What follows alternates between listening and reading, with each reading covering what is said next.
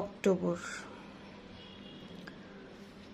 আজ 14 অক্টোবর মঙ্গলবার। Last year ছিল 14 অক্টোবর সোমবার। ঠিক এই সময় লাস্ট টাইম রাসেল আম্মাকে জিজ্ঞেস করতেছিল, আম্মা আমি অফিস যাচ্ছি। তা আম্মা বলল যাও। রাসেল অফিস চলে গেল।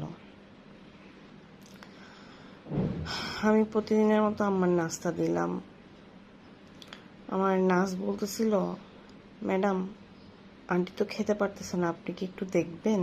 আমি পরে দেখলাম যে আসলে আম্মা খেতে পারতেছিল না। তারপর আমি কি করলাম, আবার বিস্কিট আর জুস দিলাম যে অ্যাটলিস্ট এটা নরম, এটা খাবে। আমি বললাম খেতে তো হবে, না খেলে কিভাবে ওষুধ দেব। আম্মা খেলো আমার হাতে।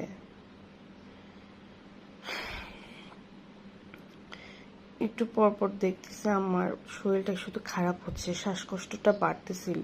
পরে আমি রাসেলকে বললাম মনে হয় অক্সিজেন দিলে ভালো হবে, আম্মাকে হসপিটাল নিয়ে যাও।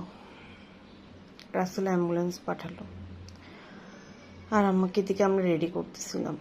আম্মা আমাকে লাস্টবারের মতো হাতটা ধরে বলল যে নুসরাত আমি কি বাঁচবো। এটাই ছিল আম্মার সাথে আমার শেষ কথা। আসলে কল্পনাও করি নাই যে আম্মা আর ফিরে আসবে না। আর আমার মধ্যে 14 তারিখে আম্মা আসলে মারা গেছে, যেটা 15 তারিখ আইসিইউতে রাখার কারণে আমাদেরকে দেওয়া হয়েছে।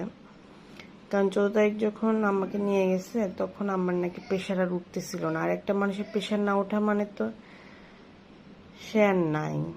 তারপরও হসপিটালে আইসিইউতে লাইফ সাপোর্টে রাখা হয়েছিল।